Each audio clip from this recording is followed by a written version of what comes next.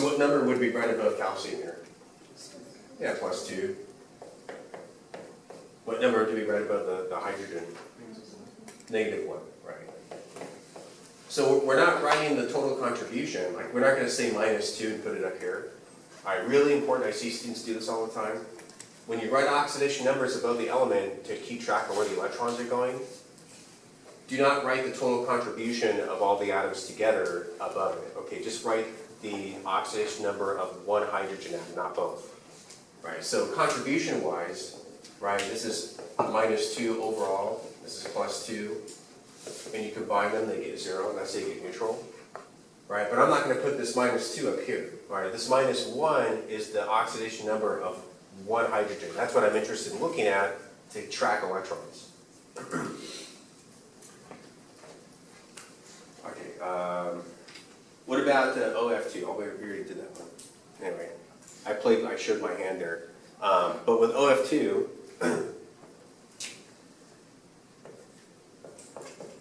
okay, if we just write it out like this, okay, we want oxidation numbers above, what would I write? Right, so you always want to look at your constant. So you go back to your rules, you say, okay, fluorine is always -1. Okay, so you have to go with that first.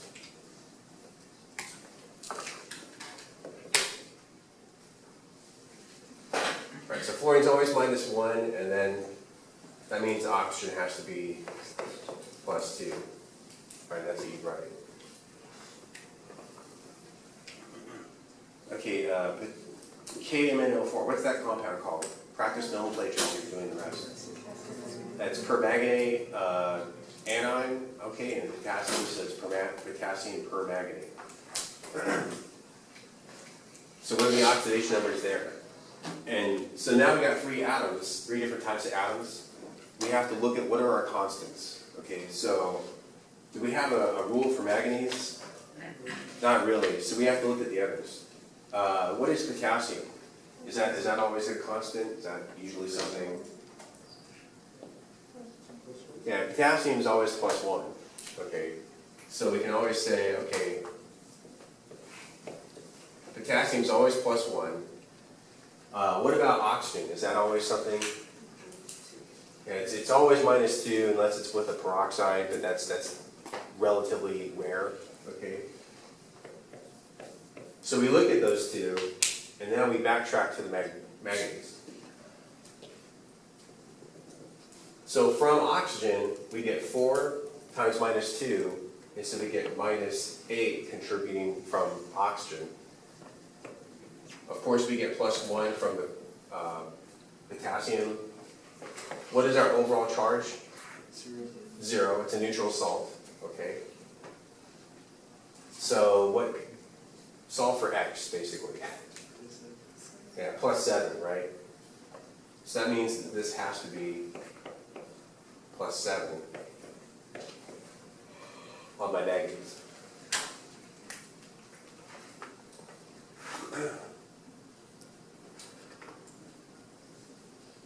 How are we doing?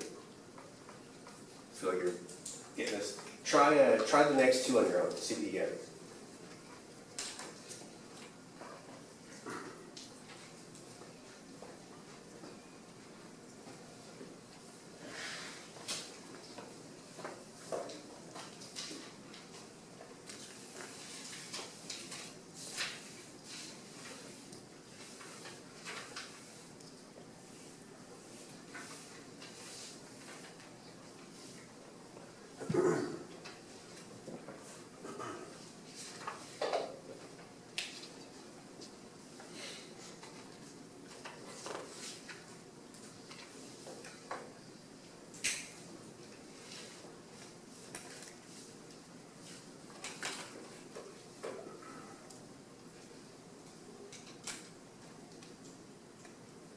Should have done 5 seconds ago, if you're not dead already. So potassium perchlorate, what are the charges on potassium? Yeah, it's +1. When I say charge, I mean oxidation number. What about the oxygen on the perchlorate? It's still -2, and what does the chlorine have to be then? +7. So it's just a reheated potassium permanganate. Okay, Okay, so if you want to know how the chlorine got +7, it's the same thought processes here. What about carbonic acid there? What is that looking like? Yeah, +1 on the hydrogen, +4 on carbon, and -2 on oxygen.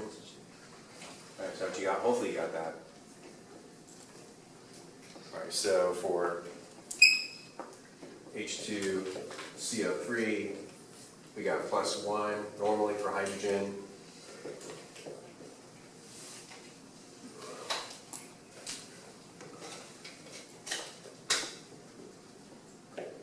So -6 for the oxygens, +2 for the hydrogen. Combine them to make 0. This has to be +4, right?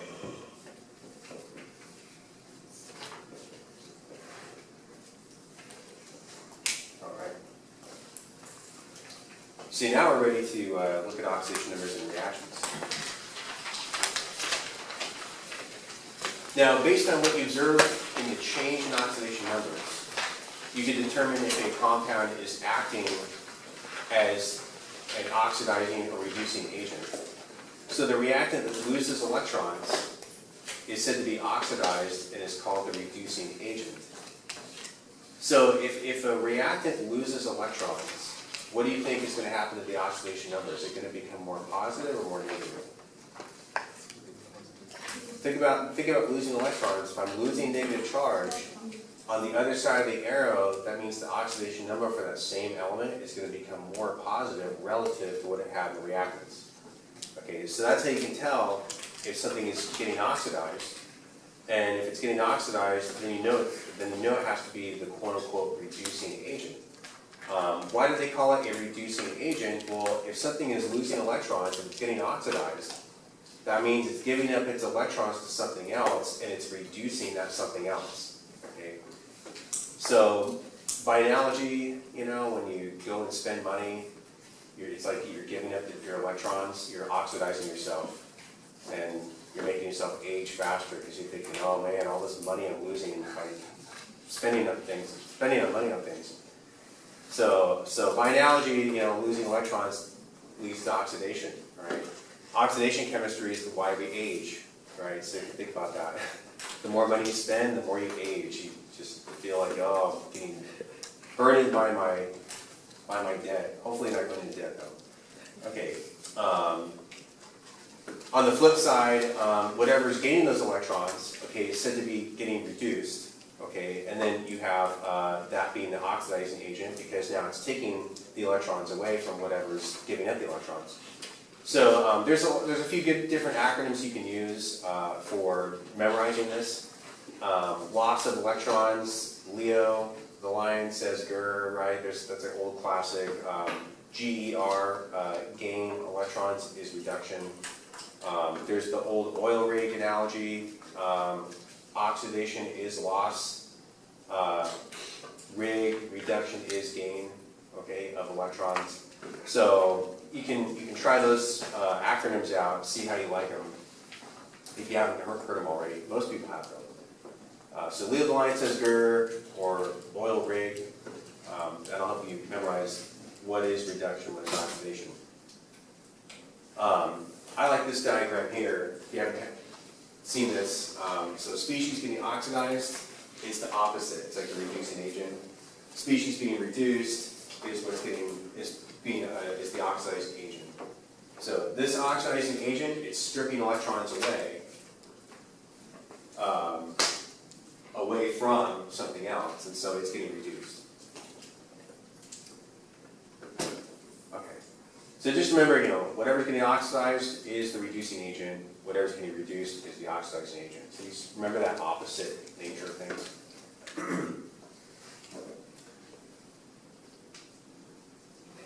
Sort of reverse psychology here. All right.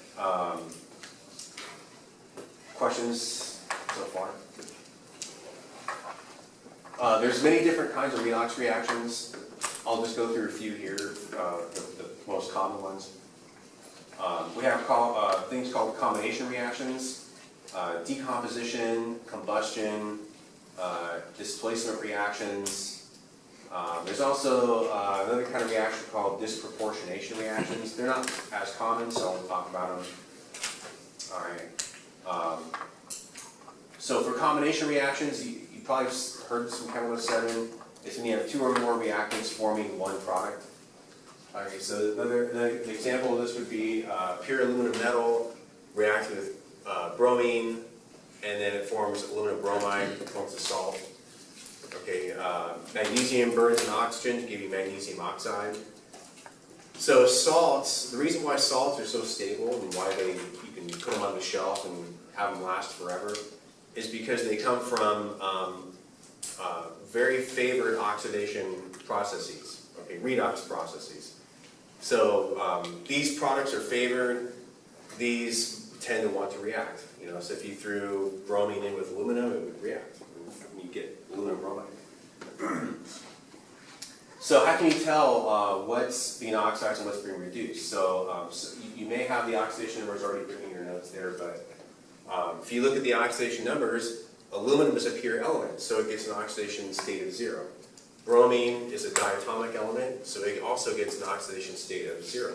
I can't begin to tell you how many times I've seen people for a diatomic put the typical ion charge. So people will put -1 here because they think, oh, bromine's always -1, it's a halogen.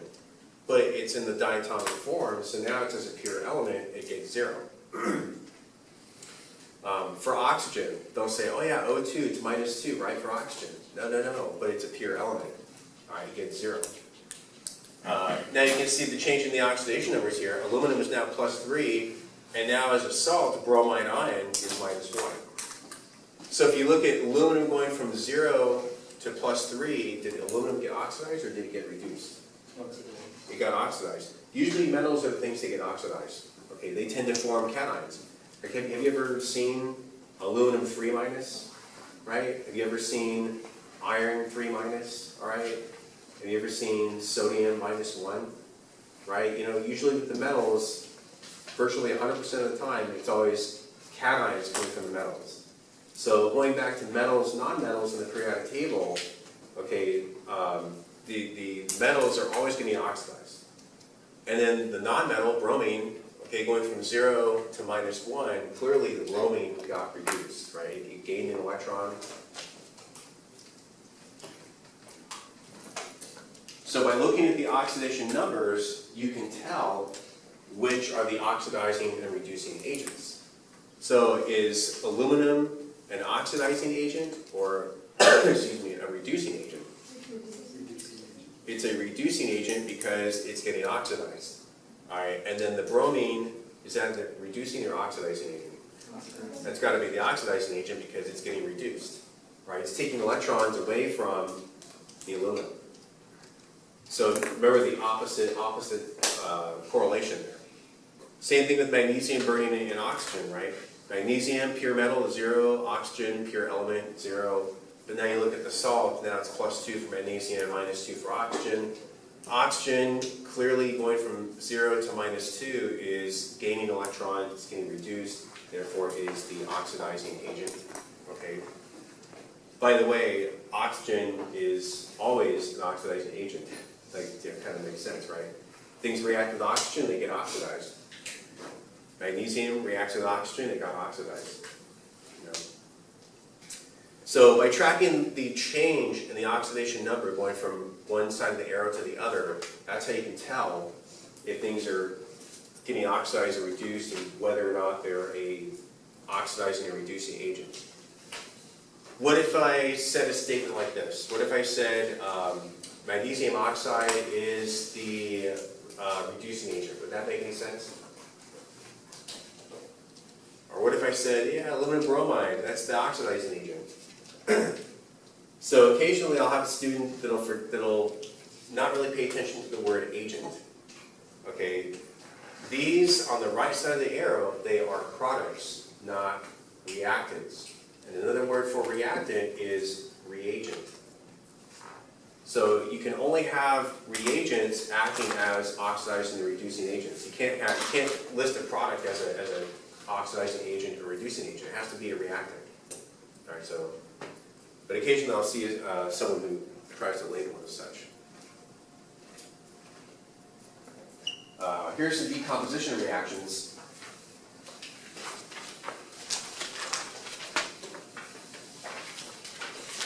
And they're characterized by one thing reacting into two or more products. So they're basically just the reverse of combination. Some people call combination reactions synthesis reactions, okay, but I tend to think of synthesis as like organic synthesis with many steps and whatnot. But sure, okay, you can call it synthesis, I guess. I tend to stick with combination. And then decomposition is the opposite. And if you look at the oxidation numbers, so mercury 2 oxide goes from +2 back to 0. And oxygen went from -2 back down to 0, or back up to 0. So what is my oxidizing and reducing agent in this case? There's only one reagent, right?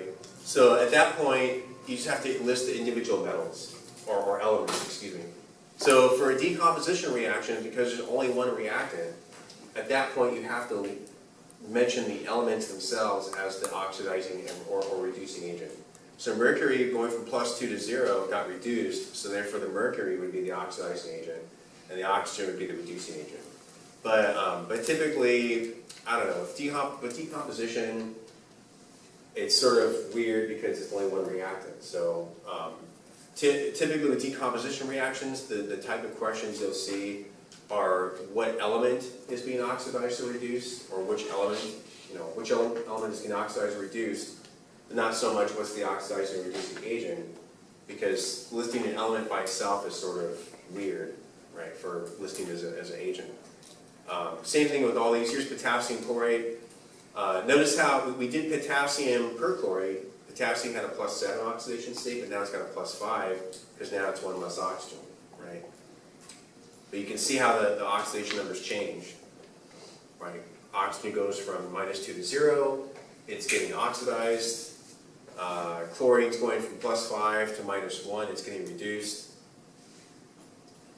Potassium is still +1. So you might have reactions where you might see no change in a particular atom.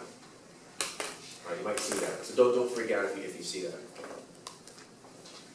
Sodium hydride decomposing, same kind of deal. Okay.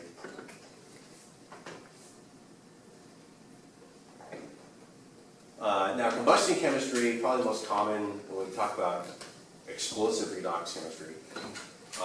That basically just entails a hydrocarbon reacting to oxygen to produce CO2 and water. I think we talked about this before in class. When I say combustion, what do you usually think of? You think of O2 burning, oxidizing a hydrocarbon, giving you CO2 and water. Right, so, and you can see the oxidation numbers there too. Right, so here's hydrogen, always +1. As a result, carbon has to be -4. Okay, so the hydrogens are constant, the carbon is what we would have to get from that. So -4. Here's our good old oxygen diatomic gas, it's a 0, right? Not -2, it's a 0 because it's a free element, okay? And then you look at the CO2, oxygen is always -2 when it's not a free element. Okay, and now by default the carbon has to be a +4 for carbon dioxide. And then here's your oxidation numbers for water, -2 for oxygen, +1 for hydrogen. So what is happening to the carbon there? Is it getting oxidized or is it getting reduced? Yeah, carbon's getting oxidized. Anytime you burn a hydrocarbon and oxygen, anytime you're doing combustion, it's the carbon that's getting oxidized. Okay, we're doing this in our car engines when we burn fuel. We're oxidizing the carbon, okay, and we're producing carbon dioxide, which is the most oxidized form of carbon in the atmosphere. If you find out a way to convert CO2 back into usable carbon without having to expel more energy to do that, you let me know, and I'll ask you for a secret loan. You know, just kick me down some money, okay? Because, you know, if you figure a way to reverse this process to undo global warming, you let me know, okay? Because I want to know you. All right. Yeah. And we'll talk about the thermochemistry of these reactions in chapter 6, but just so you know, it's really hard to go backwards with this. Okay, -4 to +4, carbon clearly losing a lot of electrons there. It's a lot of oxidation going on. Oxygen going from 0 to -2 is clearly getting reduced. Okay, now the hydrogen stays the same. That's okay. Like I said, some atoms will stay the same. What is my oxidizing agent in this reaction? Yeah, this is my oxidizing agent because it's taking electrons away from the carbon. And this has to be, by default, the reducing agent. So if you can pinpoint one or the other quite quickly as which agent it is, then by default you can just pick the other one as the other agent. Right? You don't have to do both. Oxidation of a metal or burning metal is also a form of combustion. Burning magnesium, it's also a combination reaction, but you can think of it also as combustion of a metal. Right? We're burning something in oxygen still.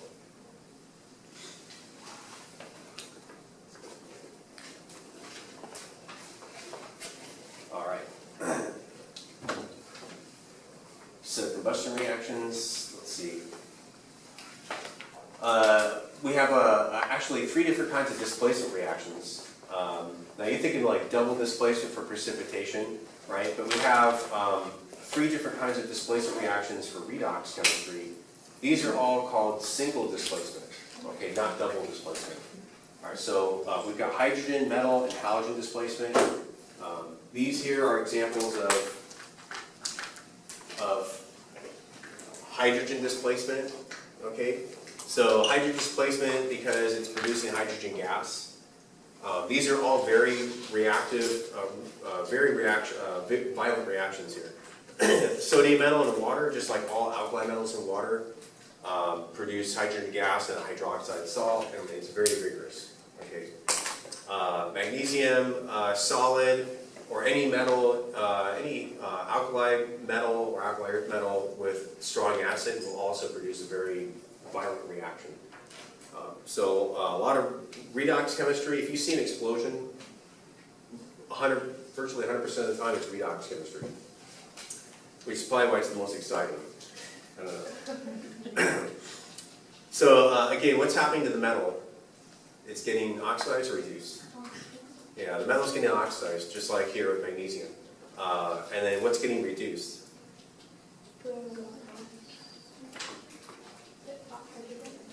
Yeah, the hydrogen, right? Going from +1 to 0. Then it's still +1 here for this hydrogen, but it's getting to be 0 on the other one. So clearly some of the hydrogen is getting reduced. All right. So just to hone in on the big picture, use oxidation numbers to figure out what's getting oxidized and what's getting reduced. Okay, that's the chemistry. So that's hydrogen displacement. We got metal displacement, halogen displacement. Metal displacement, you'll do a lot of these reactions in a lab in a couple of weeks. But if you throw in solid zinc metal in with a solution of copper 2 chloride, you'll have a nice quick reaction in the form of a solution of zinc ions and copper metal. So they call this metal displacement because the zinc is getting electrons taken away from it and the copper is gaining those electrons. And so it's just displacing metal from solution back into solid. So you could say the copper 2+, which was an aqueous solution, is now becoming solid onto some surface. You'll observe this in the lab too. Halogen displacement, you'll also observe this. Chlorine gas reacted with aqueous KBr, and then now the chlorine becomes bonded to the potassium, and now the bromide is free to form diatomic bromine. And you'll do those kind of reactions in lab too. So you'll get to see this in a couple weeks. All right, and again, you can just observe what's being oxidized, what's being reduced. For the bottom reaction here, chlorine gas, is that being oxidized or reduced? Yeah, chlorine gas is getting reduced, right? It's becoming -1 from 0. I feel like I've been asking the same question for about 15 minutes, you know, right? But it's that, you know, it's that important. It's just that's the concept, you know. So I've been asking the same question for 15 minutes from various kinds of chemistries, but they're all the same thing. And I'm hoping that you're starting to see that it's all the same question I'm asking you. It's just a different look to it. All right. Identify the type of reaction below, then predict the products. Okay. Identify the oxidizing and reducing agents, and write a balanced molecular equation for the following. Okay. So zinc metal plus copper 2 chloride. What did the products look like that? So go back to a slide or two before where it had that reaction. What is it? What are the products going to be? Yeah, right. So what kind of reaction is that? Single displacement. What kind of single displacement though? Metal displacement, right? Because there's a lot of different single displacement reactions, right? So you could say zinc reacts with copper 2 chloride, and now the zinc chloride is going to be produced.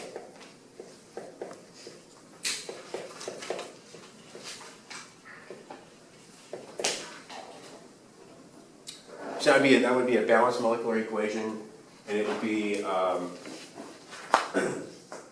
yeah, it says identify the type of reaction, right? So this is, you would say metal displacement.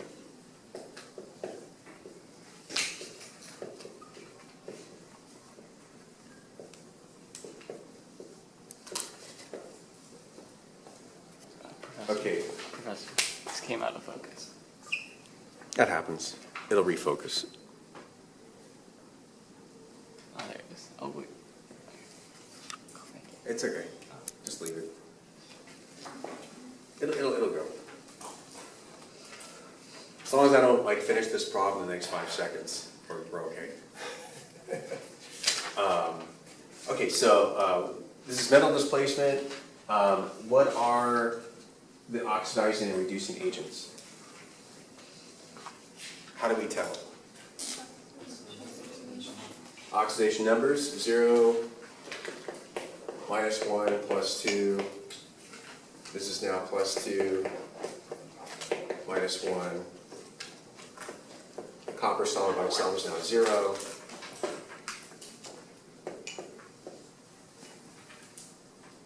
So 0 to +2 means zinc's getting oxidized. That means that zinc metal is the reducing agent, right? So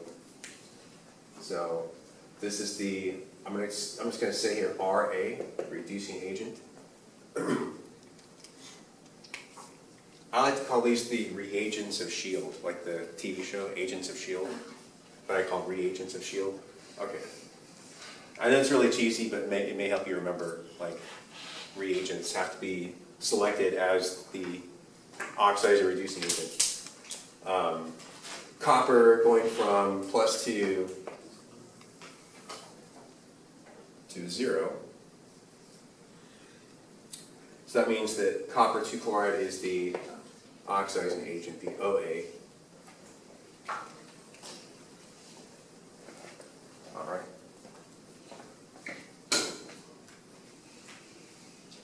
Oops. All right. Iron with sulfuric acid. What kind of reaction is that going to be?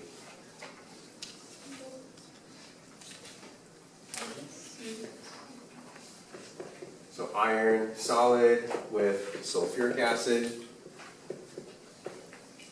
So go back to the slides before it, a couple of slides before. If I throw magnesium metal in HCl, what do I get? I get magnesium chloride and hydrogen gas. So I throw iron in with a strong acid, I get iron sulfate, right? Iron 2 sulfate and hydrogen gas. So what kind of reaction is this? If I'm producing hydrogen